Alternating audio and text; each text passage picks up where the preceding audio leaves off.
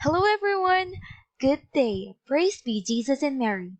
Welcome to our another lesson in Computer Hardware Servicing 9. For today's lesson, we're going to talk about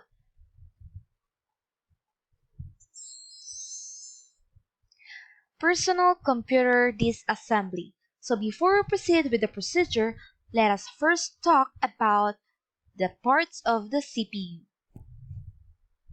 Okay? So let's proceed with the parts of the CPU. So first one, what do you call this part of the CPU? What is your answer? Great! So this is what we call the power supply. Power supply is the internal component of a computer. Next one, let's proceed with this next picture. What do you call this one? What is your answer? Good! That is a SATA cable. SATA means Serial Advanced Technology Attachment. It is used to connect devices in computer cable assemblies. Third, we also have this one. This is what we called. Alright, very good. So that is a motherboard. A motherboard is the main circuit board of a computer. Next, we also have this one. This is what we call the CPU cabinet, or also called as computer case. It contains most of the components of a computer. Next, we also have two parts of a fan in a CPU. We have the system fan and the CPU fan.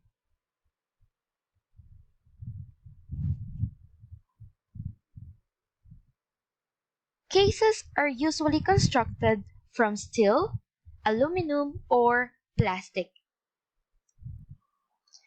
After knowing the parts of the CPU, let us now start the procedure in disassembling our personal computer.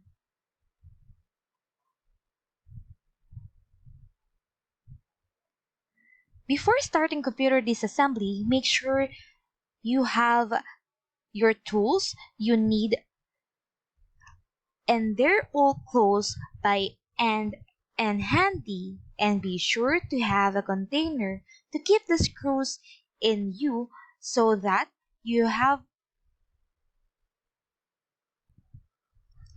them when you want to put things back together. The first step will be opening the outer shell case.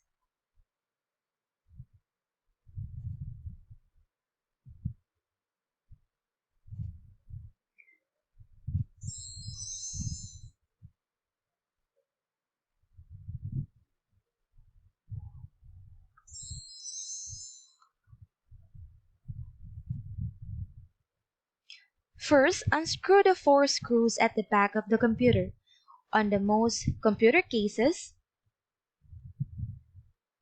there will be the large knobs that you can unscrew by hand or by screwdriver on the back right side of the computer.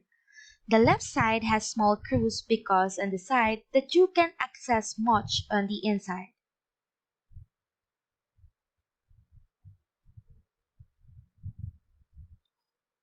Once the screws are removed, you can remove the side panels.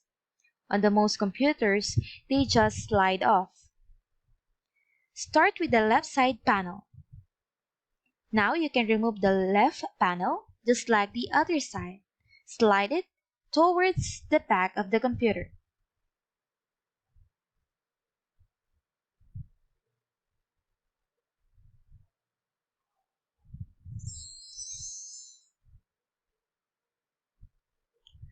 The first thing to do is unplug every wire coming from the power supply. You must disconnect the motherboard, CD or DVD drive's power, internal hard drive, and portable hard drive slot power.